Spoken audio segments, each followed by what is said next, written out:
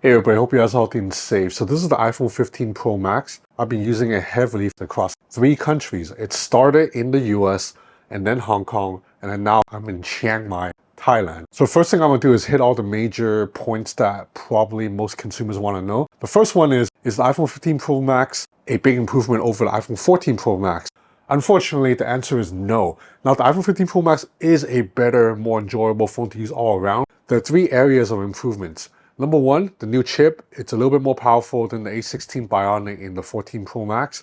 Number two, the zoom lens can zoom a little bit longer. It's a 5x zoom lens, 120mm, compared to the 3x zoom lens here, that's about like 75mm.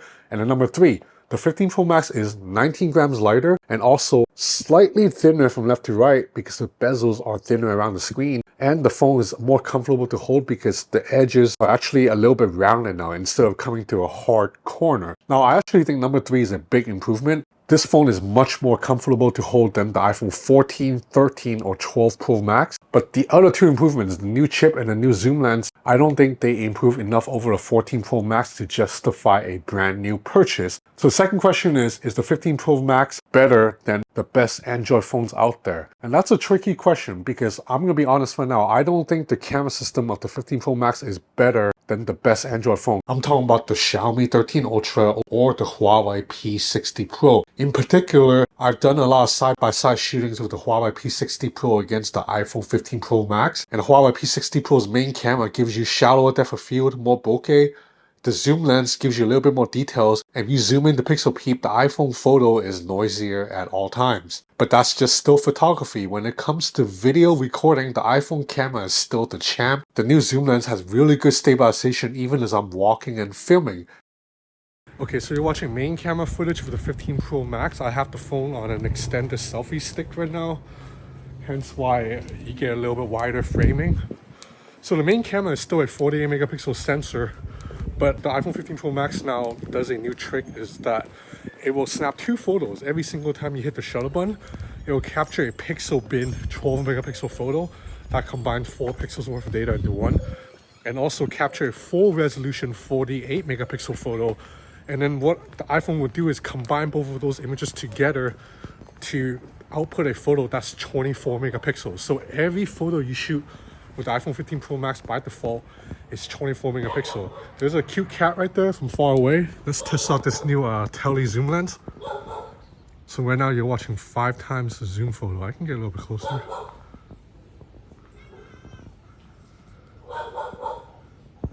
So stabilization for this tele lens is pretty good because it's handheld right now.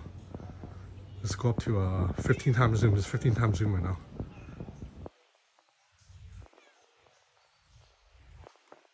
And back up to ultra wide right now, and back up to the main camera. So I'm stranded in heavy ass rain right now, man. I mean, what is this? The iPhone 15 Pro Max does so many other things that Android phones just cannot do, such as having a superior app ecosystem. A lot of my banking apps, especially the Hong Kong banking apps, just work much better on an iPhone than on an Android. And then also, Apple has a much better hardware ecosystem, including new AirPods that with a USB-C port, the Apple Watch, which is in my opinion the best smartwatch by far, and also the iPad Pro and MacBook Pro. Before I continue, I would like to take a minute to talk about today's video sponsor. So as a tech reviewer, I constantly have to keep all my gadgets charged up, and this is one of the cutest ones yet. This is the Ugreen Nixode RG 65-watt charger. It's designed like a little robot. You pull off the leg, reveals the charging plug. When you plug in a cable and begin charging, the face will actually light up to show you that it is indeed charging. So I'm charging the iPhone 15 Pro Max right now. This 65-watt charger can charge this phone from 0 to 50 in 30 minutes. There's 3 ports in all, 2 USB-C, 1 USB-A, so I can also plug in cables to charge my Apple Watch and my Samsung Galaxy Z Fold 5. If you want something even more portable than this guy's a little brother. This is the 30-watt version.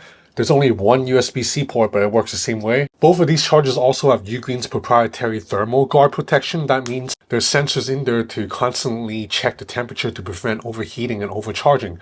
If you want to pick up either one of these guys, I'll have a link in the description below. Thanks to Ugreen for sponsoring this portion of the video. So the third question, is the 15 Pro Max much better than the 15 Pro? Like if you're on the market for the new iPhone Pro, which one should you get? Both phones are almost identical except the 15 Pro Max has a longer zoom, that 5 times zoom lens, whereas on the iPhone 15 Pro it's just a 3x zoom. Like the exact same zoom lens as in the 14 Pro Max actually. So I guess you have to ask yourself, how often do you zoom far away? I'm actually someone who likes to zoom 5x and 10x all the time. So for me, I picked the 15 Pro Max. But I think for a lot of casual users, the 15 Pro may be better because the 3x zoom, it's more suitable for casual photographers. 75mm is actually a pretty good focal length. 120mm here, it's actually a little bit long. So sometimes when I'm at a restaurant and I want to use a zoom lens to take a picture of my food, I actually then have to find myself to bring the phone further back because the 5x zoom lens is quite long. So after I've answered these questions, let's go into the overall hardware. So iPhone 15 Pro Max runs on the Apple A17 Pro chip. This is a 3nm chip, the most powerful mobile chip in any smartphone right now by far. I'm pretty sure the Snapdragon 8 Gen 3 that's coming is not going to beat this chip in terms of benchmarks and also real-world performance. Like benchmark numbers, the iPhone's going to win. I don't even care about that. What I like is real-world performance. For example, I shoot a lot of videos and I often trim the videos to then post on Instagram. On the iPhone 15 Pro Max with the A17 Pro, like you just trim the beginning and end, you hit save, and it saves immediately. On an Android phone, you always gotta wait like 5 to 10 seconds. That's not all. I can batch edit photos. For example, let me jump into this photo here of my friend. I'm gonna tap edit, and I'm just gonna do some edits. Let's make the exposure a little bit darker. Make it like a black and white photo. Then I'm gonna hit done, tap copy edits. Then I'm gonna back out, I'm gonna select like, I don't know, like 50 photos and videos. So these are photos and videos here. I'm gonna hit the 3 dots again. Then I'm gonna hit paste edits and watch. It's gonna apply the edits I just made to one photo across 50 something photos and videos immediately. So the process is going right now. It's gonna, okay, not quite immediately, but you know, like it took what, 6 seconds? Now every photo here, video, has the same edits that I made earlier, including videos. And I can revert back to the original right away. That's the computational power of the A17 Pro. If you try to do this on a Google Pixel with the Tensor chip, I think you probably have to wait like 25 minutes and the phone will probably overheat. So the A17 Pro is just absolutely the most powerful mobile SoC right now. Let's look at the screen. 6.7-inch OLED display, 120Hz refresh rate, buttery smooth animations, 2000 nits of max brightness. Absolutely one of the best looking panels around. The bezels around the screen are thinner than before, but one of the shortcomings of these thinner bezels is that I'm getting accidental touches sometimes because when I hold my phone like this, the fatty part of my palm will touch the screen because the bezels are thinner now. So sometimes I'm trying to skip ahead to Instagram stories, but I'll find I'm accidentally tapping it to go backwards. And sometimes when I have the camera app like this, I'll try to tap the shutter button just to notice the shutter button's not responsive because the fatty part of my palm is touching the edge of the screen. This is something that affects a lot of Android phones too, so it's not like an iPhone specific problem, but I do think Apple need to work on the palm rejection around the edges because of the thinner bezels. Now there's a dynamic island up here. I know this has been very controversial with a lot of people, but I actually really like dynamic island. I love how certain apps will play very nice with it. For example, if you're flying United Airlines in the US, before your flight, when you're going to the airport, this dynamic island will show you your flight number, the gate number at the airport, and then also how much time you have until boarding. And then likewise, earlier I called Grab, which is Southeast Asia's Uber. And when I called Grab, dynamic island showed me the license plate number of the car that's coming. And then once I'm in the car, it's showing me a little graphic to show the car's progress. And obviously little things like when you're playing music, dynamic island will show you the album cover art right here, and you can also scrub through the track right here like this. So earlier I mentioned that the 15 Pro Max is much more comfortable to hold than the 14 Pro Max, and it's all because the phone's lighter thanks to the titanium frame, and then also the edges of the 15 Pro Max are now rounded a little bit compared to the 14 Pro Max, whose edges come to a hard corner.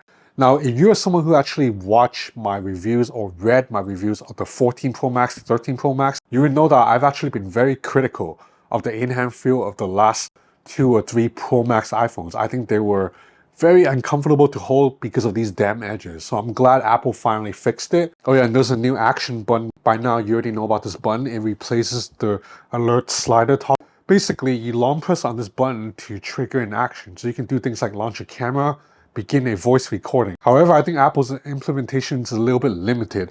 Basically, you can only do one action. That's it. I wish Apple would give us the option to do double tap too. But the star of the show is the new 12 megapixel 5x zoom lens. Now, this uses technology similar to a periscope zoom lens, but it's not quite a periscope zoom lens because it's not placed sideways in the phone.